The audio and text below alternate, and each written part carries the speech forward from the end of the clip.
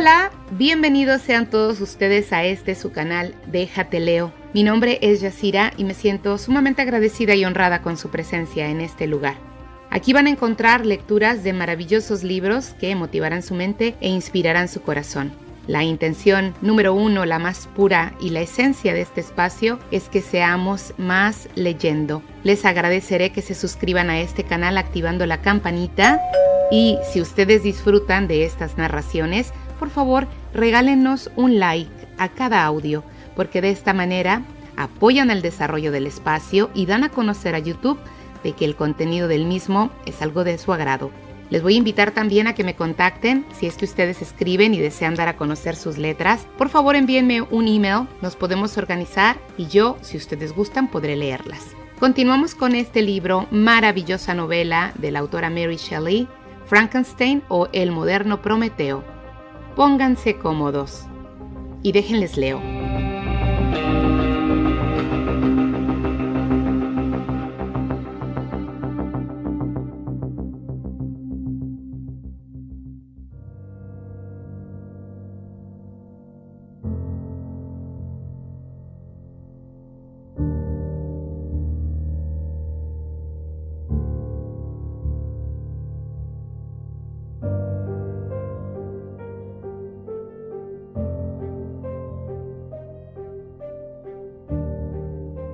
Capítulo 1.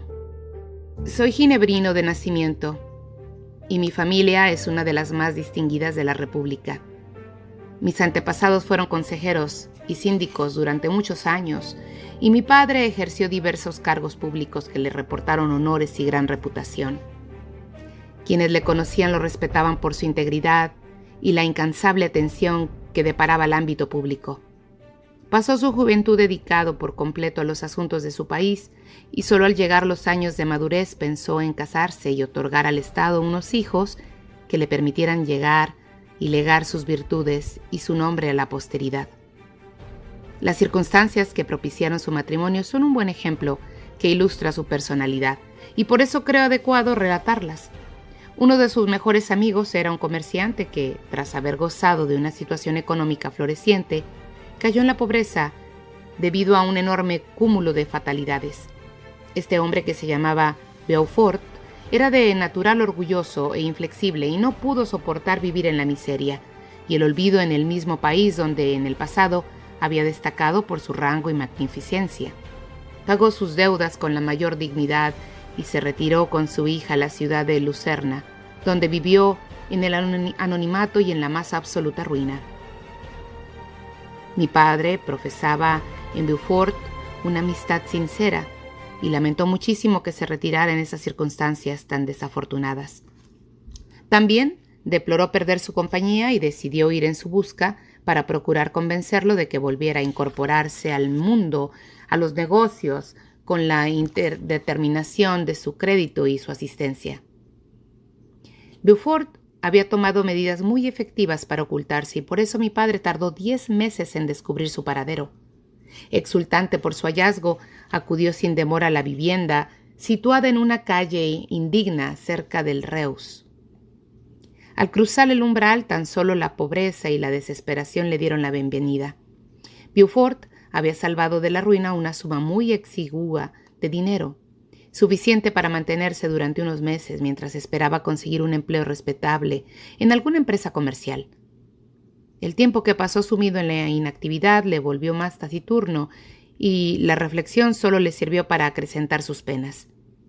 Al final la tristeza se apoderó de tal modo de su mente que, al cabo de 3 meses, cayó enfermo y tuvo que guardar cama porque era incapaz de realizar ningún tipo de esfuerzo.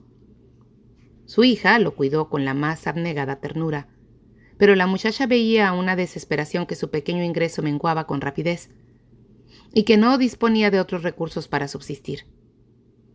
Caroline Beaufort poseía una insólita fortaleza de carácter y su valentía la ayudó a defenderse en las adversidades. Consiguió empleos sencillos, trabajó en diversas ocupaciones, llegó incluso a trenzar paja y así, al menos, logró ganar un mísero sueldo que apenas bastaba para mantenerlos.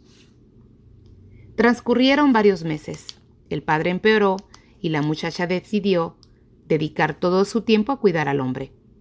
fueron menguando los medios de subsistencia de que disponían y, a los 10 meses, su padre murió en sus brazos, dejándola huérfana y en la mendicidad. Esa última desgracia bastó para que la joven se desmoronara. Caroline Beaufort estaba arrodillada junto al féretro, llorando con amargura, cuando mi padre entró en la habitación. Fue como si un espíritu protector se le hubiera aparecido y la pobre chica se encomendó a su cuidado. Tras el sepelio, mi padre se la llevó a Ginebra y la dejó al cuidado de unos parientes. 2 años después de aquel suceso, Caroline se convirtió en su esposa. Cuando mi padre pasó a desempeñar las funciones de esposo y progenitor, descubrió que los deberes de su nueva condición le ocupaban tanto tiempo que renunció a varios de sus cargos públicos para consagrarse a la educación de sus hijos. Yo fui el primogénito y el sucesor natural de todos sus cometidos y sus bienes. Nadie habría podido tener unos padres más afectuosos que los míos. Mis progresos y mi salud eran su constante preocupación, sobre todo teniendo en cuenta que durante años fui su único hijo. No obstante, antes de seguir con mi relato, debo explicar un incidente que ocurrió cuando yo tenía 4 años. Mi padre tenía una hermana, a quien quería con todo su corazón y que se había casado cuando era muy joven con un caballero italiano. Poco después de la boda, la muchacha se trasladó al país natal de su esposo, y durante algunos años mi padre apenas tuvo noticias de ella. En esa época mi tía falleció, y unos meses después recibimos una carta de su marido en la que éste informaba a mi padre de su intención de casarse con una dama italiana. En la misiva le rogaba que le hiciera cargo de la pequeña Elizabeth, la única hija de su fallecida hermana. Es mi deseo que la considere su propia hija y la eduque como tal. La niña tiene garantizada la fortuna de su madre, cuyos documentos le remito para que pueda conservarlos. Medite sobre esta proposición y decida si prefiere educar usted mismo a su sobrina o que sea su madrastra quien se ocupe de ella. Mi padre no vaciló y se marchó a Italia de inmediato para hacerse cargo de la pequeña Elizabeth y llevarla a su nuevo hogar. A menudo mi madre contaba que en aquellos tiempos era la niña más preciosa que hubiera visto jamás y que incluso mostraba señales de poseer una naturaleza gentil y afectuosa. Estos rasgos de su carácter y el deseo de consolidar los lazos de amor familiar determinaron que mi madre pensara en Elizabeth como mi futura esposa, perspectiva de la que jamás encontró motivo alguno de arrepentimiento.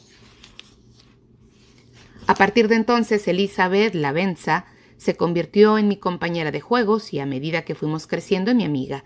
Era dócil y de buen carácter, aunque alegre y juguetona como las mariposas en primavera. A pesar de ser vivaracha y animosa, sus emociones eran intensas y profundas, y su disposición insuscitadamente afable. Nadie era capaz de disfrutar de la libertad como ella, aunque también sabía someterse con infinita gracia a las normas y a las imposiciones. Tenía una imaginación desbordante y al mismo tiempo su capacidad de disciplina era inmensa. Su apariencia física se ajustaba fielmente a su disposición anímica. Sus ojos color avellana, aun siendo vivaces como los de un pájaro, poseían una atractiva dulzura. Su figura era esbelta y etérea, y a pesar de su gran resistencia al cansancio, parecía la criatura más frágil del mundo. Yo amaba su comprensión y su fantasía, y me encantaba estar con ella. La cuidaba con el mismo celo que emplearía con su mascota preferida. Jamás vi un cuerpo y una mente dotados de tanta gracia y unidos en una sola persona con tal humildes pretensiones. Todos adoraban a Elizabeth. Si los criados planteaban alguna queja, lo hacían siempre a través de sus intermediaciones. La desunión y las disputas no formaban parte de nuestro hogar porque, pese a que nuestras personalidades eran muy distintas, esas mismas diferencias armonizaban a la perfección. Yo era más tranquilo y reflexivo que mi compañera, pero mi temperamento no era tan complaciente. Me aplicaba durante más tiempo y con mayor ahínco a mis deberes, aunque estos no me resultaban áridos. Yo encontraba placer investigando hechos relativos al mundo real.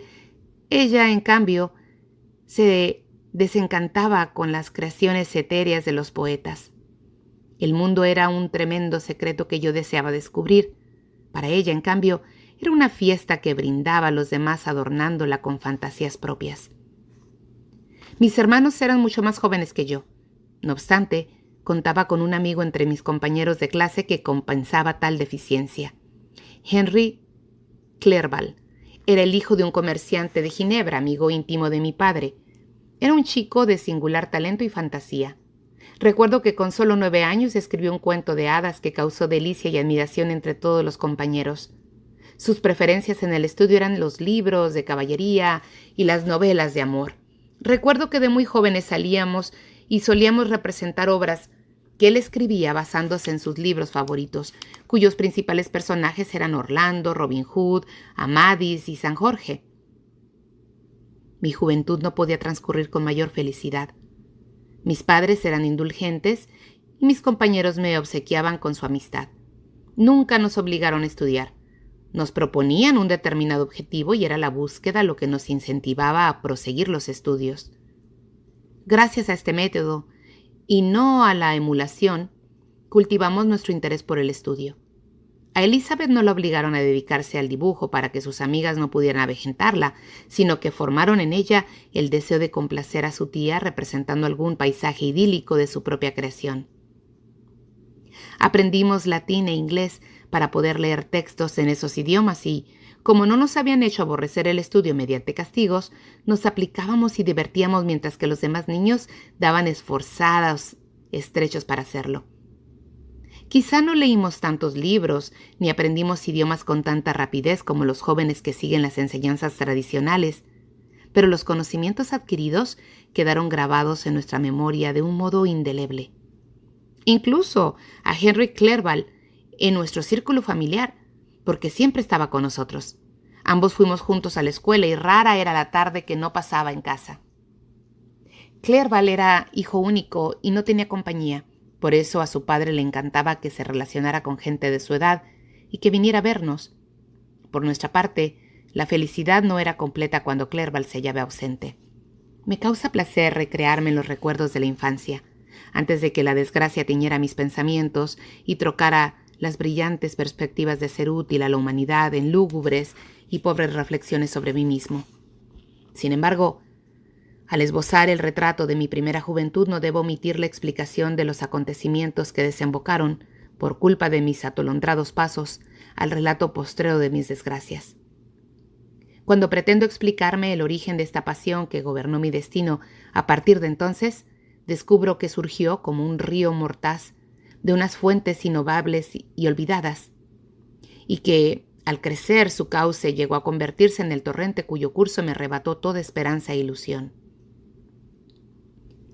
La filosofía natural es el genio que ha gobernado mi destino. Deseo en mi relato, por consiguiente, establecer aquellos hechos que me condujeron a sentir predilección por esta ciencia.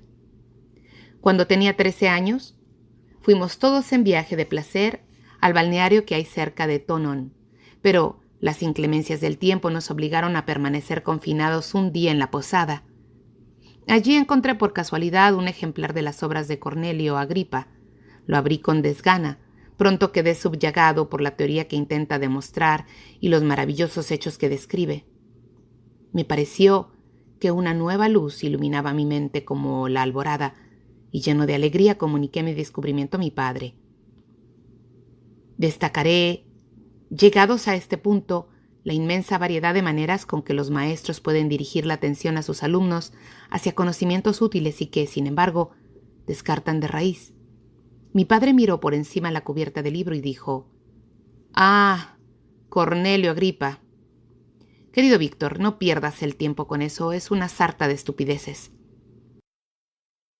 Si en lugar de hacer este comentario mi padre se hubiera tomado la molestia de explicarme que los principios de Agripa habían sido refutados por completo y que el sistema científico moderno que se había adoptado era muy superior al anterior, porque el primero era quimérico mientras que el último era veraz y práctico, en ese caso, sin duda alguna, habría abandonado el estudio de Agripa, y estimulada ya mi imaginación, probablemente me habría aplicado en el estudio de la teoría más racional que la química, surgida a la luz de los modernos descubrimientos.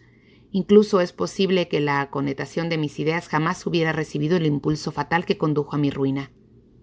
No obstante, la somera mirada que mi padre dirigió al libro me dejó bien claro que estaba familiarizado con su contenido, y por esa razón Lo seguí leyendo con gran avidez. Cuando regresé a casa, mi primera preocupación fue procurarme las obras completas de ese autor, y luego las de Paracelsus y Alberto Magno. Leí y estudié los delirios de estos escritores con arrebato. Me parecieron tesoros que tan solo conocían unos pocos elegidos. A pesar de que a menudo deseé comentar esta secreta adquisición de conocimientos con mi padre, la implacable censura que mi progenitor había realizado de mi estimado Agripa siempre me contuvo. Por tanto, revelé mis descubrimientos a Elizabeth, haciéndole prometer que los mantendría en el más estricto secreto. No obstante, mi amiga no se mostró interesada en el tema y me dejó seguir avanzando en solitario en mis estudios. Debió de ser fenómeno singular que surgiera un discípulo de Alberto Magno en el siglo XVIII, pero nuestra familia carecía de conocimientos científicos y yo no había cursado estudios en los centros de educación de Ginebra. De ese modo, la realidad quedaba al margen de mis sueños y me enfrasqué con la mayor diligencia en la búsqueda de la piedra filosofal y el elixir de la vida. Este último fue el que centró toda mi atención. La riqueza era un objetivo inferior, pero qué glorioso descubrimiento llevaría a cabo si fuera el hombre en un ser invulnerable a todo salvo a una muerte violenta. Mis visiones no se limitaban solo a eso. Conjurar fantasmas o demonios era factible, según afirmaba con ligereza mis autores favoritos, y yo me había propuesto conseguirlo encarecidamente. Y cuando mis encantamientos resultaban fallidos, lo atribuía a mi propia inexperiencia y a mis errores antes que a la falta de pericia o al saber fidedigno de mis maestros. Los fenómenos naturales que vemos a diario no escapaban a mi análisis. La destilación y los asombrosos efectos del vapor, procesos que mis autores favoritos ignoraban por completo, me dejaban asombrado, pero lo que me causó mayor estupefacción fueron los experimentos sobre el bombeo de aire, que presencié de la mano de un caballero a quien teníamos la costumbre de visitar. El descubrimiento que los filósofos antiguos tenían sobre el tema y sobre otras disciplinas hizo que cayera en un leve descrédito ante mis ojos, pero no podía abandonarlos por completo sin haberlos sustituido antes por otros métodos. Cuando contaba con 15 años de edad, nos fuimos a vivir a la casa que teníamos a las proximidades de Belle-Brille, y un día presenciamos una tormenta eléctrica terrible, extremadamente violenta. Se desencantó tras la montaña del Jura, avanzó hacia nosotros, y con una espantosa potencia los truenos retumbaron al unísono en el firmamento. Contemplaba con gran curiosidad y deleite cómo arreciaba la tormenta. Yo estaba junto a la puerta y de repente pude ver como una lengua de fuego surgía de un antiguo y hermoso roble situado a unos 20 metros de casa. Tan pronto se desvaneció aquella luz cegadora, vi que el roble había desaparecido y en su lugar quedaba únicamente un tocón carbonizado. A la mañana siguiente fuimos a ver el árbol y descubrimos que había resultado destrozado de un modo insólito. El impacto no lo había astillado, sino que lo había reducido por completo a finas virturas de madera. Jamás había presenciado una destrucción tan extrema. La catástrofe a la que había sucumbido el árbol me dejó atónito, y le pedí a mi padre encarecidamente que me explicara la naturaleza y el origen del trueno y del rayo. Me contestó con una sola palabra: electricidad, y me describió a la vez las diferentes aplicaciones de la energía. Construyó una pequeña máquina eléctrica y llevó a cabo varios experimentos. También construyó una cometa con un cable y una cuerda para intentar atraer ese fluido de las nubes. Ese rayo dio por zanjado el estudio de Cornelio Agripa, Alberto Magno y Paracelso, que durante tanto tiempo se habían ensoñerado en mi imaginación. La fatalidad impidió, sin embargo, que me sintiera tentado a iniciarme en el estudio de los métodos modernos, y esa falta de interés vino propiciada por el siguiente acontecimiento. Mi padre había expresado el deseo de que yo asistiera a un curso de filosofía natural, a lo cual consentí de muy buen grado, pero un accidente me impidió acudir a esta clase para practicar finalización del curso, y esa fue la causa de que las últimas lecciones me resultaran absolutamente incomprensibles. El catedrático, haciendo alarde de una gran profesionalidad, dio una conferencia sobre el potasio y el boro, los sulfatos y los óxidos. Términos que no encajaban con mis ideas y terminé asqueado de las ciencias naturales, a pesar de que, seguido, yo leía a Plinio, Bufón y con deleite, autores que, a mi entender, revestían una utilidad y un interés similar. A esa edad me ocupaba sobre todo de las matemáticas y de gran parte de las disciplinas que se relacionan con esa ciencia. Me dediqué a fondo a aprender idiomas. Como ya estaba familiarizado con el latín, empecé a leer algunos de los autores griegos más sencillos sin ayudar de los diccionarios. También entendía a la perfección el inglés y el alemán. Esta es la lista de mis logros a la edad de 17 años. Habréis deducido ya que pasaba las horas dedicado por completo a adquirir y consolidar mis conocimientos sobre tan diversas literaturas. Otra tarea vino a sumarse a mis quehaceres al día, en que me convertí en el profesor de mis hermanos. Ernest tenía 6 años menos que yo, y era mi alumno principal. Su salud había sido precaria desde la infancia, y durante ese periodo de su vida, Elizabeth y yo estuvimos dedicados a su cuidado. Ernest tenía un carácter muy agradable, pero era incapaz de dedicarse en serio al estudio. William, el más pequeño de la familia, todavía era un niño, un chiquillo hermoso como pocos. Sus vivos ojos azules, los hoyuelos de las mejillas y sus encantadoras maneras inspiraban el cariño más tierno. Este era nuestro círculo familiar, del cual parecían desterrados los problemas y los sufrimientos. Mi padre dirigía nuestros estudios y mi madre participaba en nuestras diversiones. Nadie ocupaba un puesto preeminente sobre los demás. La voz de mando no llegaba a oírse jamás en nuestro hogar, sino que era el afecto mutuo lo que nos comprometía a todos al cumplimiento y a la obediencia del mínimo deseo de nuestros seres amados. Capítulo 2. Cuando cumplí 17 años, mis padres decidieron enviarme a estudiar a la Universidad de Ingolstadt. Hasta entonces solo había asistido a la escuela de Ginebra. Pero mi padre consideró necesario que para completar mi educación conociera otras costumbres distintas de las de mi país natal. Así pues, mi partida fue fijada para unas fechas muy próximas. No obstante, antes de que llegara el día acordado, sucedió la primera calamidad de mi vida, el presagio certero de mi desgracia futura. Elizabeth cogió la escarlatina, aunque su enfermedad no fue grave y no tardó en restablecerse. Durante su confinamiento, esgrimimos innumerables razones para persuadir a mi madre de que se abstuviera de cuidarla. Al principio cedió a nuestros ruegos, pero cuando supo que su adorada muchacha se estaba restableciendo, no pudo privarse más de su compañía y entró en sus aposentos antes de que el peligro de infección hubiera desaparecido. Las consecuencias de su imprudencia resultaron fatales. Al tercer día mi madre enfermó, contrajo una fiebre maligna y las miradas de quienes la cuidaban pronosticaban lo peor. La fortaleza y la bondad no abandonaron a esa mujer admirable en su lecho de muerte. Mi madre unió las manos de Elizabeth con las mías y nos dijo: «Hijos míos, deposité todas mis esperanzas futuras en la posibilidad de verlos enlazarse. Esa felicidad será ahora el consuelo de vuestro padre. Elizabeth, cariño mío, deberás ocupar mi lugar y cuidar de tus primos pequeños. Oh, Dios mío, cuánto lamento tener que marcharme de vuestro lado. He sido tan feliz y amada. Qué duro me resulta dejaros a todos. Pero no debo albergar estos pensamientos. Me esforzaré por aceptar la muerte con el ánimo sereno y espero que podamos encontrarnos algún día en el más allá».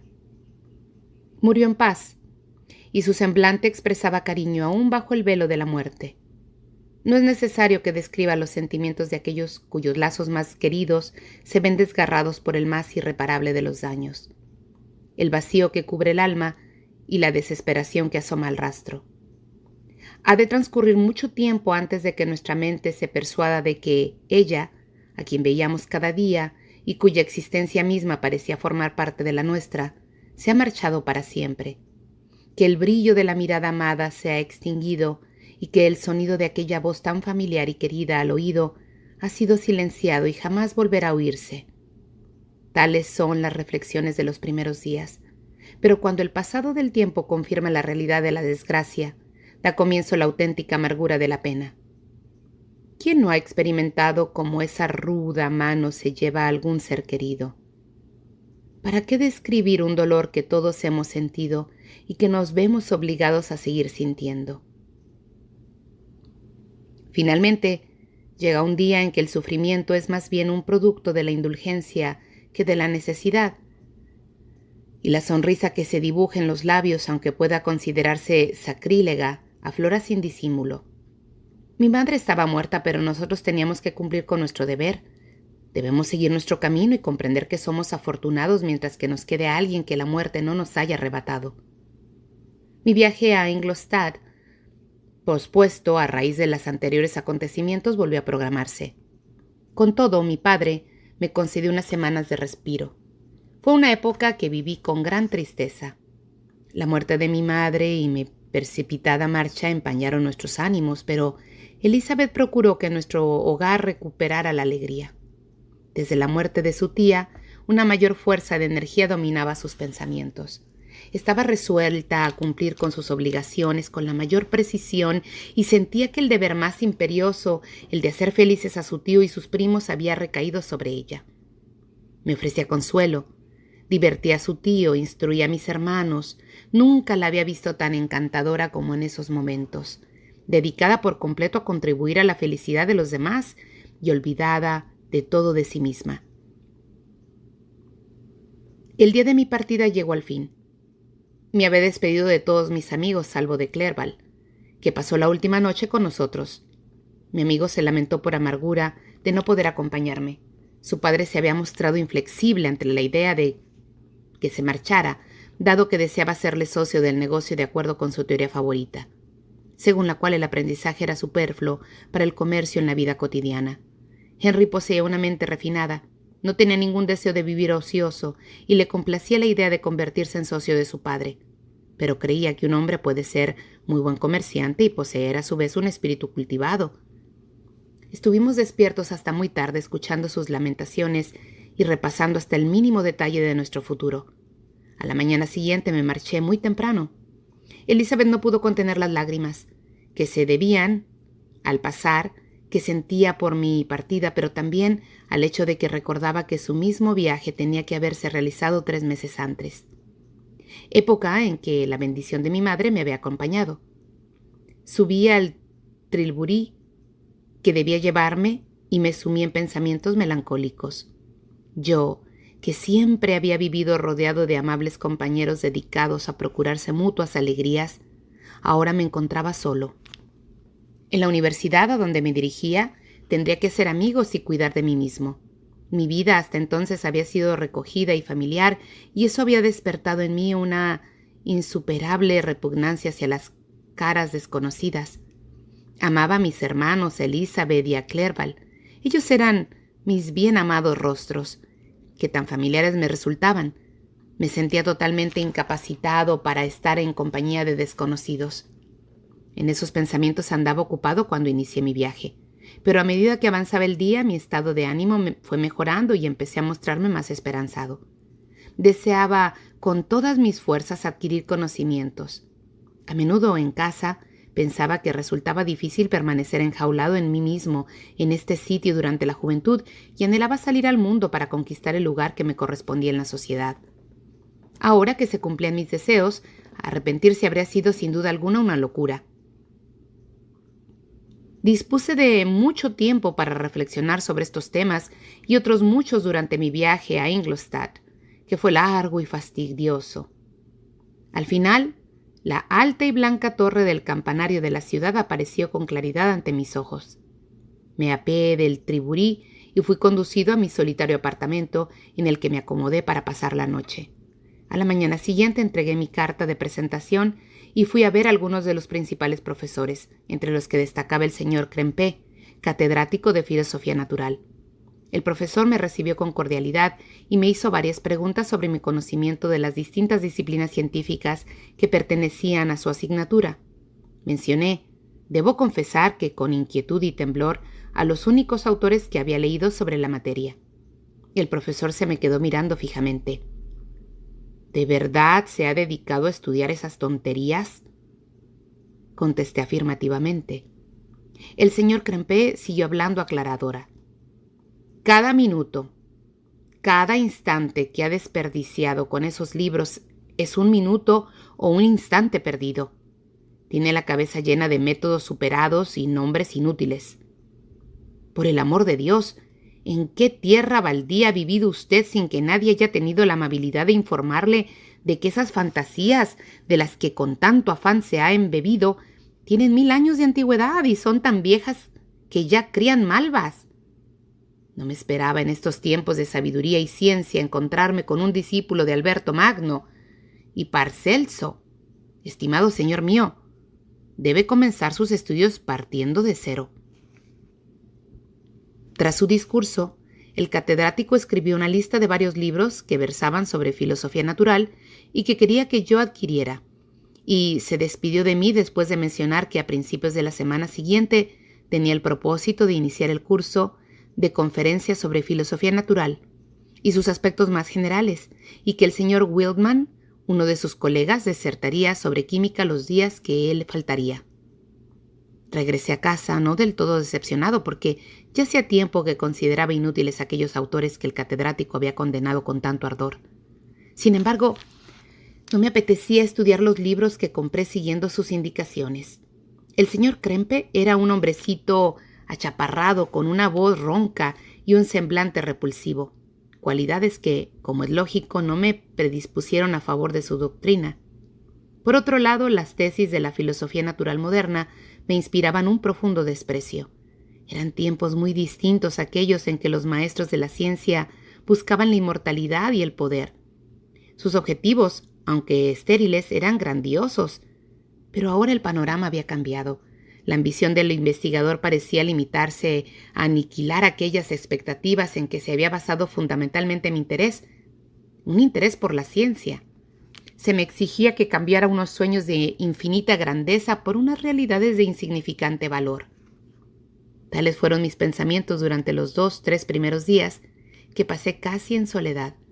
Sin embargo, a principios de la semana siguiente, pensé en lo que el señor Krempe me había comentado de las clases, y pese a que no me apetecía ir a escuchar ese triplejo engreído, soltando frases desde el púlpito, recordé lo que había dicho el señor Wildman, a quien todavía no conocía porque había estado fuera de la ciudad. Movido por la curiosidad y también porque no tenía nada mejor que hacer, me dirigí hacia la aula, a donde el señor Wildman entraría poco después. Ese profesor era muy diferente al colega. Aparentaba unos 50 años y su aspecto transmitía una gran bondad. Tenía algunas canas en las sienes, aunque en la nuca conservaba el cabello negro. Era de corta estatura, pero se mantenía muy erguido y su voz poseía una dulzura inigualable. Inició su conferencia con una recapitulación de la historia de la química y de los diversos éxitos que habían conseguido diversos hombres de ciencia, pronunciando con fervor los nombres de los descubridores más célebres. A continuación realizó un somero repaso al estado actual de la ciencia y explicó muchos términos elementales. Finalmente, tras llevar a cabo algunos experimentos preparatorios, concluyó con un panegírico de la química moderna en unos términos que nunca olvidaré. Los antiguos maestros de esta ciencia prometieron cosas imposibles y nada consiguieron. Los maestros de la modernidad prometen muy poco. Saben que no podemos transmutar los metales y que el elixir de la vida es una quimera. Sin embargo, estos filósofos, cuyas manos parecen destinadas a hurgar en la inmundicia y sus ojos a entregarse al microscopio o al cristal, han obrado milagros. Penetran en las partes más recónditas de la naturaleza y demuestran cómo funcionan sus mecanismos secretos. Han ascendido a los ciclos, han descubierto cómo circula la sangre, han ido a los cielos y la naturaleza del aire que respiramos. Han adquirido nuevos y casi ilimitados poderes. Saben gobernar los truenos del firmamento, reproducir un terremoto e incluso burlar al mundo invisible con sus propias sombras. Salí tan satisfecho por la conferencia y por la buena impresión que me había causado el profesor que fui a visitarle esa misma noche. Sus modales en la intimidad resultaron ser incluidos más dulces y atractivos que en público. Su porte digno, al impartir la clase, había sido un tanto envarado.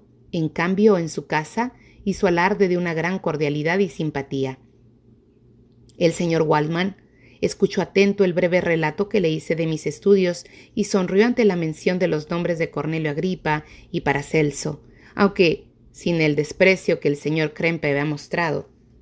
Me dijo: los filósofos modernos deben el celo infatigable de esos hombres la base de sus conocimientos.